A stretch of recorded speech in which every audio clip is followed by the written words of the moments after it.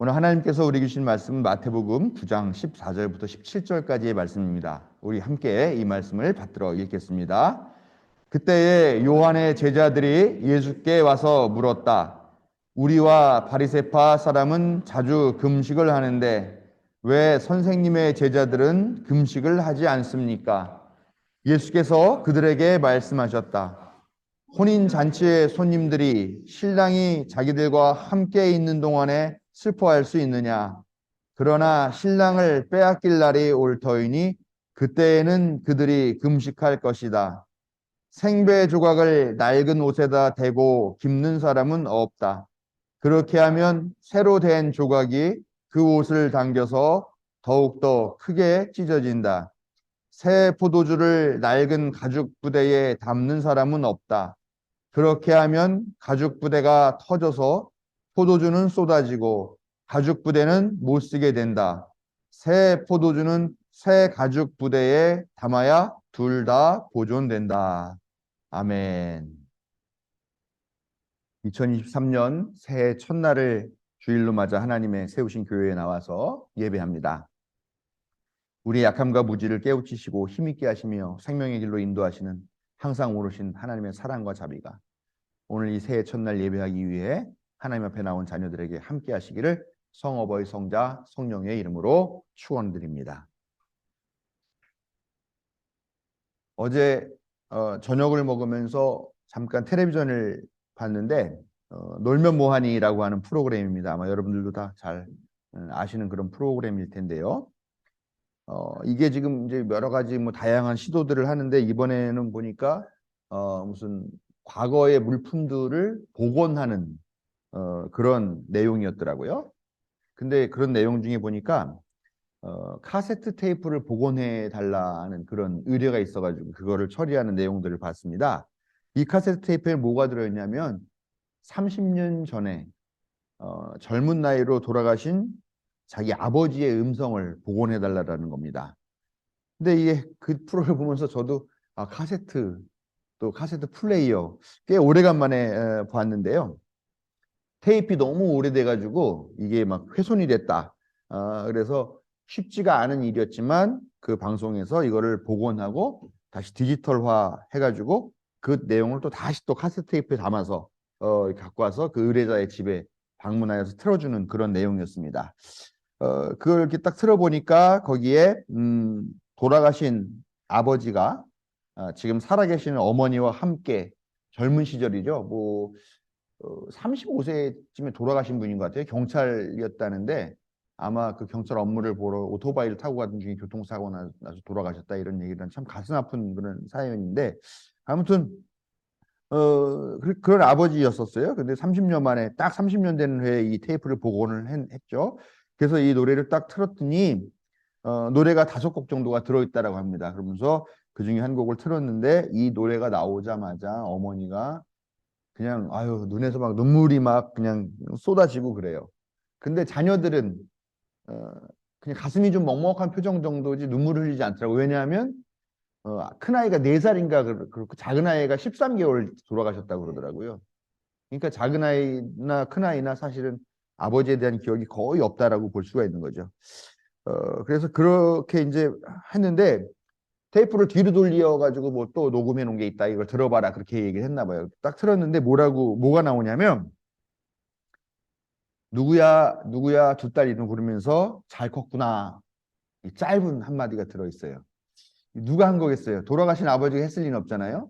그러니까 이 카세트 테이프에 들어있는 그 음성을 따서 여러 가지 작업을 거쳐가지고 디지털화 한 다음에 그 음성의 어떤 그 음파나 이런 파동 같은 거를 해가지고 이 AI 인공지능이 딥 러닝이라고 그래요. 계속 이거를 연습을 하고 막 다양한 시도를 해봐가지고 제일 비슷할 것 같은 그런 목소리를 만들어낸 거죠.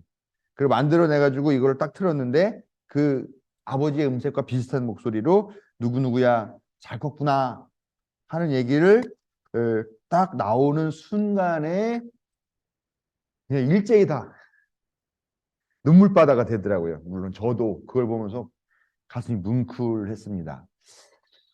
어, 프로를 보면서 카세트 테이프를 사용하던 그런 시절 떠올렸어요. 제 중고등학교 시절 또 그 이후였던 것 같죠.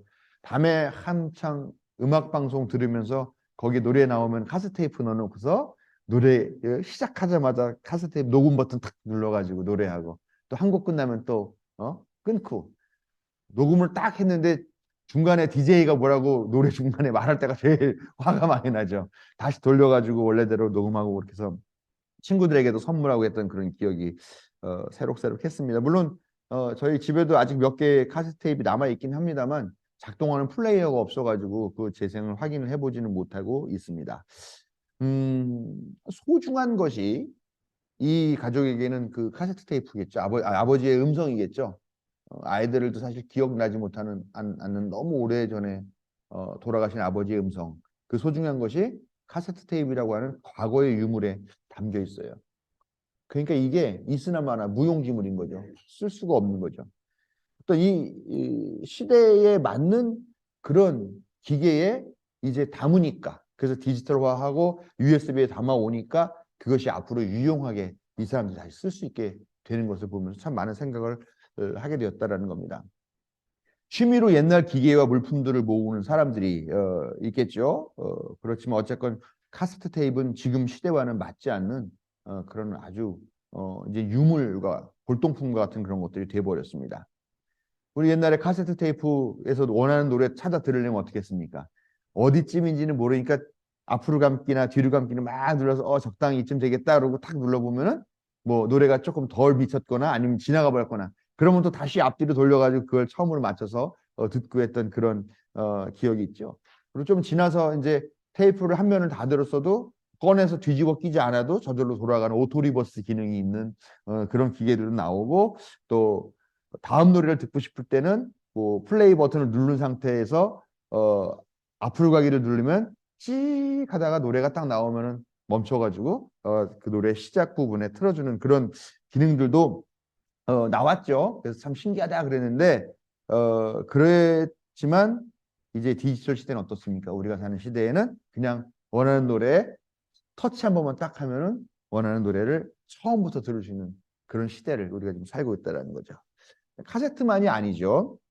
비디오 카메라나 또 비디오 플레이어 불과 이게 글쎄요 저도 우리 교회 목회 처음 시작한 게 지금 이제 23년째 되고 있는데 저도 처음에 막 그때 가지고 다니면서 막 이렇게 영상 촬영하고 이렇게 교회 활동 촬영하고 그랬던 기억이 나는데 그러니까 불과 20년이 채 안 됐던 그런 이야기일 겁니다. 근데 그게 불과 한 20여 년 만에 완전히 골동품이 돼버렸어요. 지금은 어떻습니까? 핸드폰 하나에 녹음기 들어있죠. 녹음한 거 들을 수 있는 재생기, 또 음악 재생기 들을 수 있죠. 비디오 카메라 있죠. 또 비디오 카메라 찍은 걸로 또 볼 수도 있죠. 이걸로 또 전 세계에서 무슨 일이 벌어지는지 인터넷에서 할 수 있고, 예, 전화를 할 수 있고, 또 해외에 나가 있는 사람과 얼굴 보면서 화상 통화도 할 수 있고, 이런 정말 놀랍고 다양한 기능들을 지금은 사용할 수가 있죠. 참 세상 좋아졌다라는 생각을 하게 되는데 이 시대와 기술이 정말 빨리 변했어요. 불과 한 20년 만에. 예. 앞으로는 사실 어떻겠습니까? 더 빠르고 더 편리하고 더 작고 더 복잡하게 그렇게 변해갈 것이죠. 참 좋은 세상이 앞에 펼쳐져 있는데 문제가 있습니다. 뭐냐? 사람이 그 기계 기술의 변화를 따라가지 못한다는 겁니다. 자라나는 세대들은 태어나면서부터 핸드폰을 쥐고 받고 하니까 괜찮지만 이제 기성세대, 저 같은 세대도 참 나름대로 핸드폰 나오기 전에 이 스마트폰 나오기 전에 PDA라고 그래가지고 지금의 핸드폰 기능과 같은 그런 것들이 담겨져 있는 그런 기계가 있었어요. 화면도 크고 그런 거 이런 펜을 이렇게 탁탁탁 찍으면서 하는 그런 거를 진작부터 사용했던 나름대로 얼리 어답터였었습니다만 저도 이제 지금은 새로 나온 기계와 기능들 따라가는 게 이제 버겁다 하는 그런 생각을 하게 된다라는 거죠. 이런 기술 속도를 따라가지 못하는 세대들이 있는 거고 또 지금 젊은 세대들은 핸드폰이 너무나 자연스러울지 모르겠지만 또 이 녀석들도 전화의 또래쯤 됐을 때면 또 이 과학과 기술들이 더 발전했을 것이고 그것을 따라가기가 어렵게 되는 그런 상황을 분명히 맞이하게 될 거다라는 겁니다. 그런데 문제는 이런 세상의 변화와 속도 앞에 나는 또 우리는 그리고 이 교회는 과연 어떤 태도를 가져야 할까, 어떤 태도를 취해야 할까 그리고 이 시대를 잘 살아나가는 것은 과연 어떤 모습일까 하는 그런 고민을 하지 않을 수 없게 되었다라는 것입니다.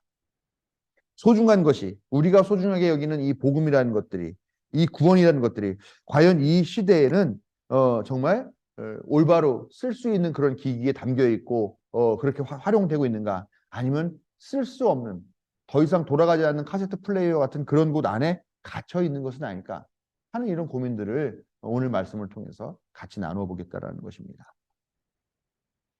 오늘 읽은 말씀으로 돌아가 보면 예수님 당시는 어땠을까 하는 생각을 해보게 된다는 거죠.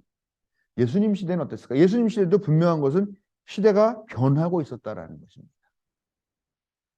다양한 욕구들이 솟구치고 있었지만, 그러나 당시 사회를 통제하던 로마 제국 헤롯의 대리 통치, 그 다음에 유대교와 그 지도자들은 그 변화에 능동적으로 대처하지 못하고 있었습니다.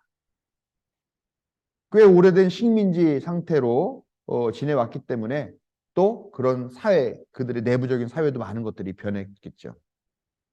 로마가 세계를 통일하면서 이 로마가 세계의 가장 강력한 강자다, 절대 무너지지 않을 것 같은 그런 나라였었죠. 이 로마 제국이 얼마나 그런 선진, 또 신식, 지식과 문명 같은 것들이 발달했겠습니까? 그런 힘들로 아마 전 세계를 통일했다고 하는 거겠죠. 그리고 기술들도 막 쏟아져 왔겠죠.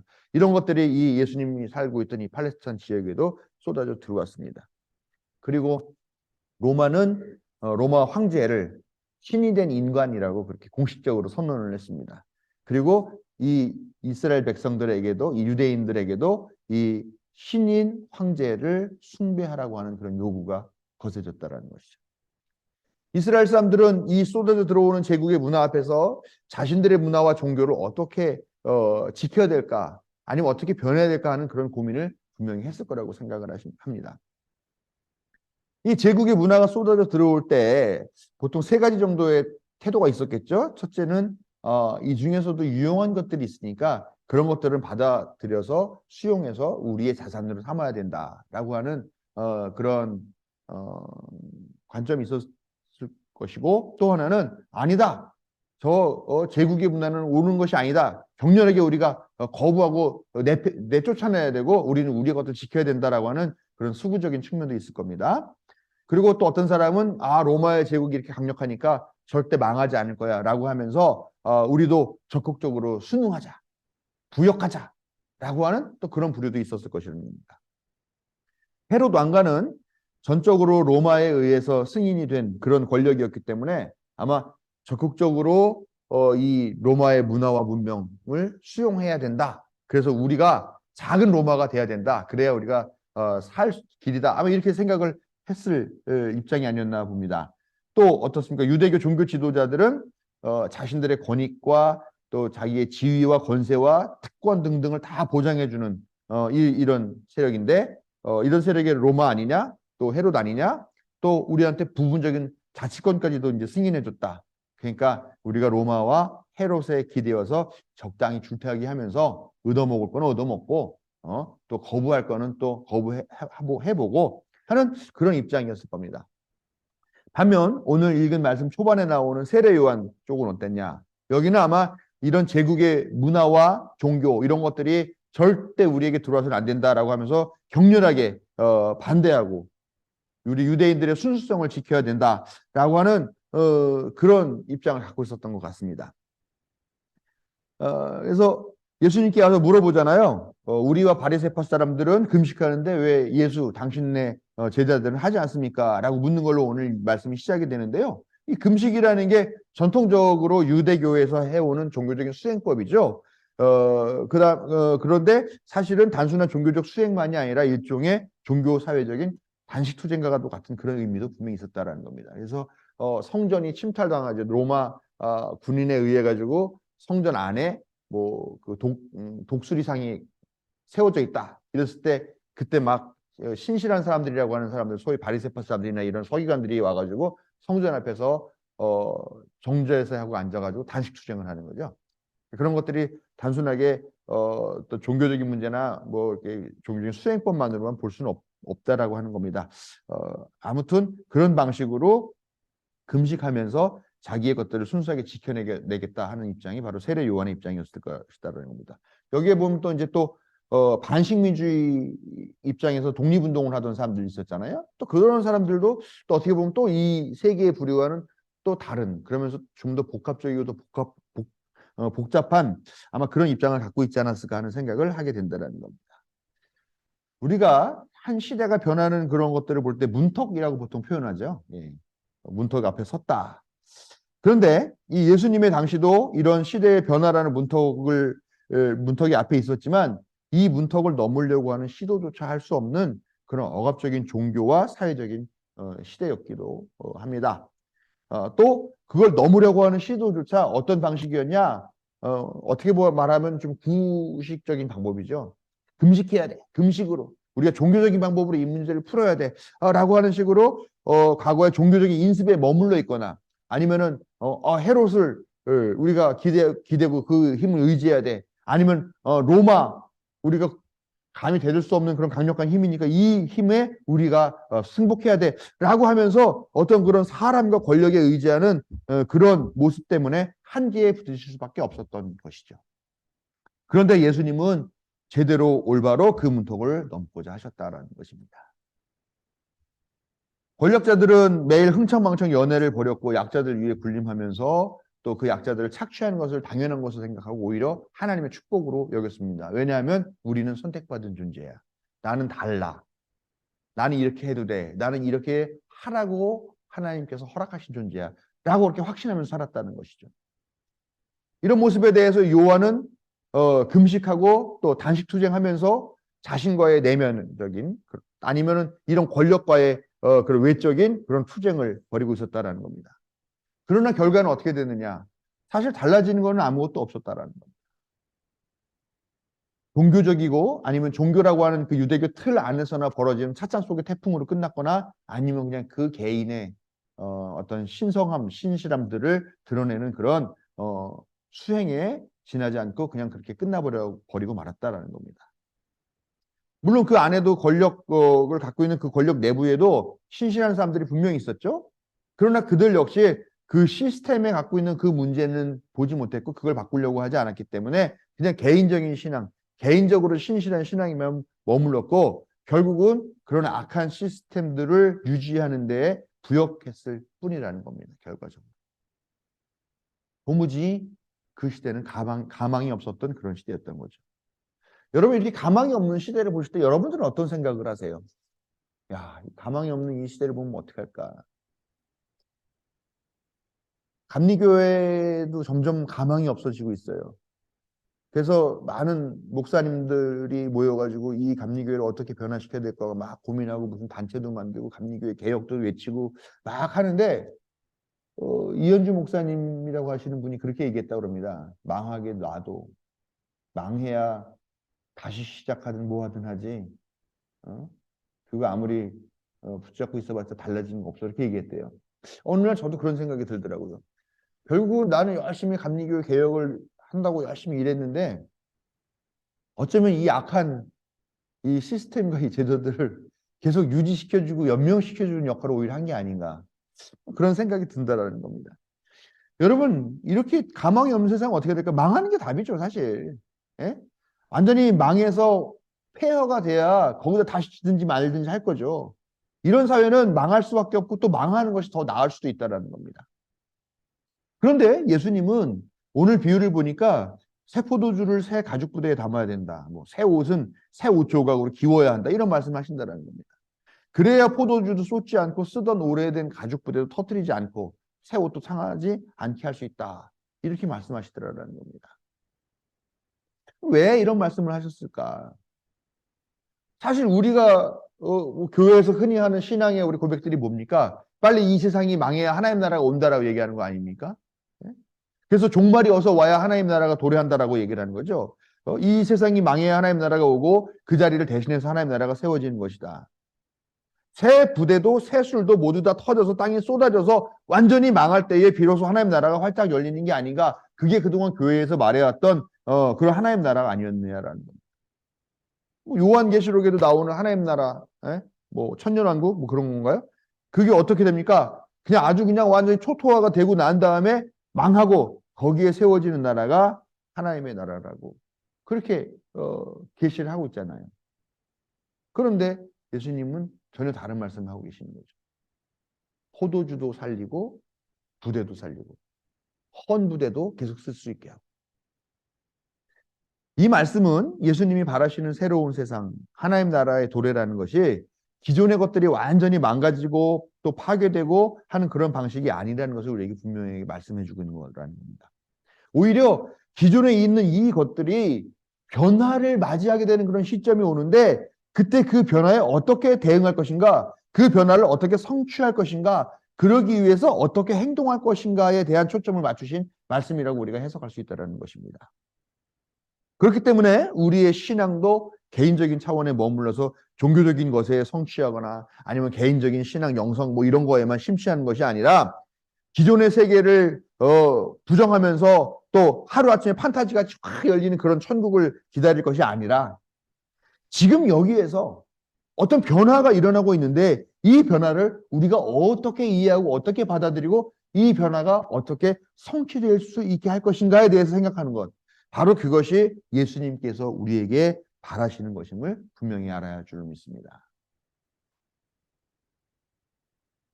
예수님은 어떤 분이셨는가?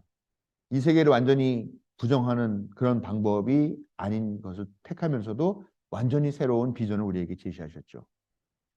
유대교와 성전에 그리고 권력자들의 유착해 있는 그런 유대교, 종교 이 지도자들에게 갇혀 있는 그래서 성전이라는 틀 안에만 있고 가진 자들에게 전유물이 되어 있는 이 하나님을 해방시켜서 민중들에게 되돌려 주셨다는 겁니다.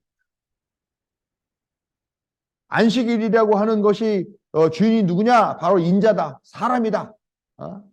이렇게 말씀하셨고 그렇기 때문에 민심이 천심이고 인내천이다라고 하는 그런 우리도 갖고 있는 그런 사상들을 분명히 보여주셨죠. 폭력으로 대제국을 건설한 로마 황제가 아니라 바로 예수님 그 자신이 어린 양과 같은 모습으로 그렇게 끌려가는 양 같은 모습으로 십자가에 달려 돌아가셨을 때 그 예수님이야말로 진짜 로마 황제가 아니라 예수님이야말로 진짜 하나님의 아들이고 하나님 자신이었다는 걸 보여주셨죠. 그리고 그런 고백들이 하나님 나라를 성취할 수 있다는 것을 우리에게 말씀하시고자 하는 것입니다. 당시에는 이런 생각 자체가요, 말도 안 되는 판타지예요. 정말로 세상이 무너지고 전혀 새로운 그런 세상이 열리는 것 같은 그런 천지개벽, 예? 후천개벽이라고 보이는 그런 일이었고 그런 상상이었습니다. 그렇게 그런 말도 안 되는 일이 분명했지만 그러나 예수님은 새 수를 새 부대에 담는 그런 실천과 지혜를 통해서 또 새로운 신앙 고백을 통해서 새 시대를 준비해야 된다라고 그렇게 우리에게 전해주신 것이죠. 이것이 오늘날 예수님이 우리에게 요구하신 것, 즉 새로운 세계관을 소망하라고 하는 것, 그것이 새 시대를 준비하는 새 부대가 될 것이다라는 것을 우리에게 말씀해주고 계신 것입니다. 예수님이 기독교 신자에게 요청하고 원하는 것이 이 세상의 종말인가? 아니면 저 세상인 천국에 가는 건가? 아니면 이 세상을 남겨둔 채로 우리가 번쩍 들려서 하늘로 올라가는 그런 휴거인가? 결코 아니다라는 겁니다. 지금 이 자리에서 일어나는 변화에 올바로 대응하고 준비하라는 것입니다. 새 술은 새 부대에, 새 생배 조각은 새 옷에. 결국 복음과 세상이 함께 망하지 않으려면 새로운 시대에 일어나는 그 징조에 맞는 그런 새로운 시스템을 만들고 새로운 세계관을 꿈꾸고 그거를 위해 준비해야 된다라고 말씀하시는 것이죠.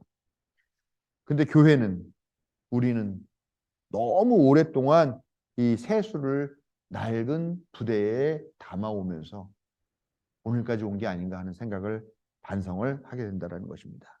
그런데 어떻습니까? 그동안은 어떻게 잘 봉합이 되고 참아왔을지 모르지만 근데 이 부대가 지금은 터지려고 하는 거죠. 터지기 직전 시대에 왔다라는 겁니다. 더더군다나 코로나라고 하는 이 시기를 거치면서 정말 이제 임계점에 도달해 있는 시대에 와 있다는 것이죠. 결국 어떻게 됐습니까? 사람들이 교회를 떠나고 등지고 외면하고 교회 안 가도 되네? 이런 걸 깨닫게 되기도 하고요. 또 교회를 등지고 떠날 용기가 없는 사람들만 남아있어요. 또 내가 교회 안 가면 할 일이 없는 너무 심심한 너무 익숙해져가지고 이거 아니면 허전해지는 그런 사람들만 남아있어요. 점점 더 교회는 어떤 젊은 사람들은 떠나가고 이제 그렇게 모든 삶에 익숙해져 있는 그런 연령대의 사람들만 남아서 거기에서 옛날에 하던 거 하고 있어요. 요즘 좀 놀라운데 청장년층들이 이제 교회의 중심이 되잖아요. 근데 이제 그동안 그래도 계속 교회에 남아있는 사람들이 옛날 생각하는 거죠. 옛날 생각이 우리 문화의 밤 했었잖아. 예. 그런 거 하면서 다시 떠올리면서 지금 청장년층에서 문화의 밤 같은 행사를 많이 한다고 그럽니다. 결국 그런 사람들만 이 교회에 남아있는 이런 현실이 됐다는 거죠. 근데 이제는 그 새 부대를 만들고 그 새 부대에 새수를 붓는 이런 대안을 마련해야만 교회가 살고 교인이 생명력을 얻고 또 젊은 사람들도 이 교회를 다시 보게 될 것이다라는 겁니다. 오늘부터 새해예요. 오늘부터 새해. 우리 장로님이 뭐 이렇게 뭐 새해 우리 손주한 성도님 집은 이렇게 거실에서 이렇게 커튼만 거치면 이렇게 일출이 보인다 막 그런 집에 산다고 얘기를 하더라고요. 또 오늘 남미필 목사님도 아침에 해 뜨는 일출을 봉산에 올라가서 찍은 사진을 우리가 올려주셨죠. 그리고 저와 한효균 권사님은 같은 이야기를 했습니다. 어쨌든 해와 뭐가 다른데. 네. 오늘부터 새해라는 게 사실 웃기는 개념이잖아요. 그렇죠. 뭐 어제는 뭐 붉은 태양이 떠오르는데 오늘은 뭐 푸른 태양이 떠오른 것도 아니고. 그렇죠. 사실 그냥 달력이 바뀌었다라는 의미, 어제와 똑같은 거에 달력이 그렇게 됐다라는 의미일 뿐이지 사실 달라진 건 없어요. 그러나 오늘부터는 새해야라고 하는 이것이 뭔가 쭉 살아왔던 거에서 잠시 쉼표를 찍는다거나 아니면 하나의 마침표를 찍고 이제 다시 시작하는 거야. 아니면 한숨 돌렸으니까 이제 또 힘을 내서 다시 한 걸음 내딛지 하는 그런 계기를 만들어 준다는 데 의미가 있지 않을까라는 생각을 합니다. 그래서 오늘 우리가 그런 새로운 다짐들을 하면서 정말 이 교회와 또 이 사회가 이제 정말 그 터지기 직전에 그 부대 같은 상황이 되었으니 이제 우리도 좀 새로운 모습으로 거듭나고 또 새 부대를 준비하는 그런 교회로 한번 오늘부터 다시 새 출발해 보겠다 하는 이런 결단들을 우리 안에 가졌으면 좋겠습니다. 이제부터 새날이 시작되었어요.